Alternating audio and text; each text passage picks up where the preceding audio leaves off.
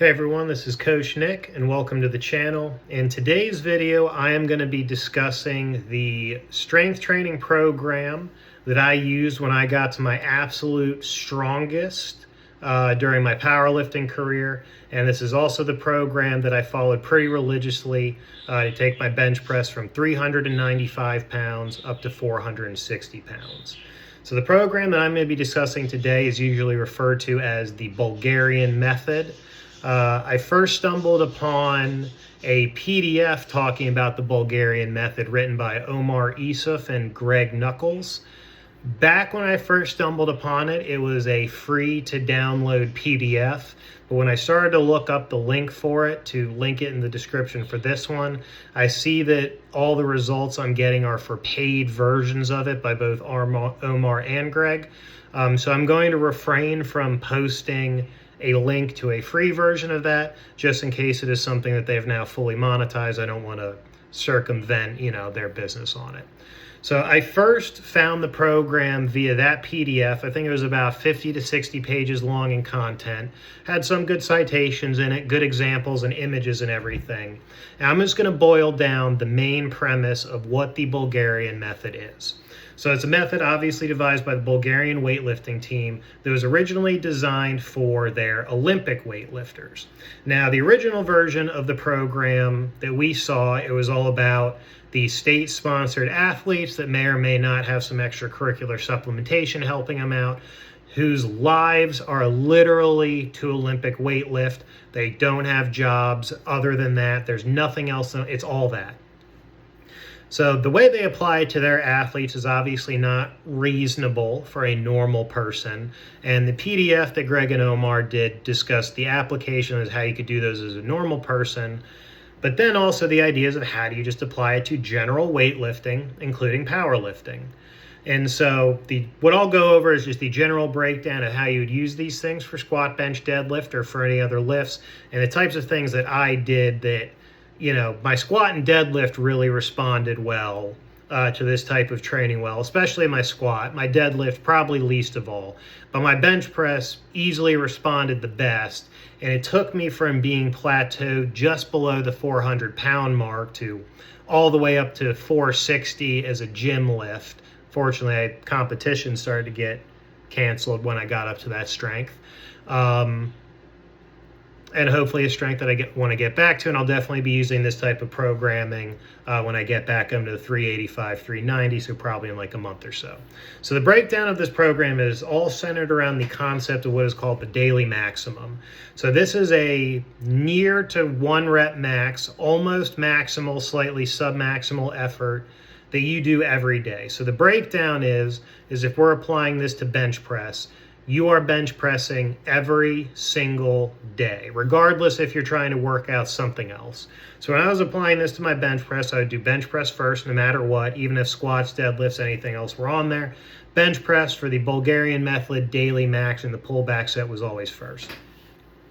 So what I would do is, when I first started this, 395 was my known 1 rep max. This is around the weight I had most recently done in a competition. It was a little more than that. And it was something that I did in the gym with what I thought was a competition improvable pause with a spotter watching me. The spotter didn't have to touch the bar at all. I don't think I had any more left in the tank at the time. So I was starting at 395. The daily maximum indicates is you're looking to try to build up to essentially an RIR of 1, a weight where you hit it for a single, you rack it, and your personal evaluation of that lift is, I could have done 1 more rep. I absolutely could not have done 2 more unless a spotter would have been there to save me. So obviously it requires you to be a more advanced and potentially elite lifter to be able to have that type of body connection and awareness to be able to pinpoint an RIR like that. But that's the principle of it. So I would basically warm up doing sets of 3 up until about 315. From there, I'd go to 335 for 1, 55 for 1, 65 for 1, 75 for 1. So at this point, I'm within 20 pounds of my known 1 rep max. I'm getting close to that. So then I go from 375 to 380, 380 to 385, and I essentially do just 5-pound increments, usually resting about 2 to 2.5 minutes is usually what I find I need for this type of low volume work. until I got to the point where I hit that RAR of 1 with an absolute not being able to get a second one. And then what you do from there, so let's just say that was 390 on the given day is what I could do. You would then take off between 10 to 15%. I usually try to go in the middle of that at 12.5. So you take 12.5% off of whatever your daily max was, and you do that for one set of 2, and that was it. You were done for bench press for the day. You would move on to your squats, deadlift, back work, accessory, whatever you wanted. I, at that time, didn't do any other bench press accessory work. I only did the Bulgarian Method work, and then once a week I would do 3 exercises with 3 sets on triceps, and that would be it. So I would follow that type of programming to a T, and what the PDF had mentioned is if you eventually begin to stall out on this, meaning that daily maximum hasn't budged in 3 to 4 weeks, because you might go 5 or 6 workouts in a row where the daily max doesn't change, and then it's not until you get to that 7th, 8th, 9th, 10th one where it bumps up by 5. Which, that sounds really slow, but when you think about it, that means your 1RM might have just went up by 5 in only 10 days. That's way better than the 5 you were hoping to get per month. Not saying it's going to be that quick for everyone all the time, but just as an example for progress comparison reasons. So you would do the back off sets, and then if you would stall out for like way too long, you would add an additional back off set. So you would hit your daily max, you do your 1 double with the 10 to 15 pulled off, and then you'd hit a second double with that pulled off. Still, that should not be hard. That should not be too high volume overall. And by adding the second one, you're then probably going to be able to break through whatever that progress plateau you're at. And the whole premise of this type of weightlifting program is obviously there is almost no volume to this. It's as minimal as possible. Most sets are singles, doubles at most, other than your warm-up, which hopefully you're using your warm-up sets as a chance to optimize your technique, practice your skill, and also use power and speed reps when you're on those low percentages, 60 to 70% on your way up. So it's all based on the intensity and pushing the weight slowly over time, which if you are a power lifter, that is what you are looking to do. So it is kind of the antithesis of what the 5-3-1 program is, which is less frequent lifting and you're going for rep PRs, where this is the total opposite, where it is daily, extremely high frequency, and you're focusing almost exclusively on 1 to 2 rep max type work.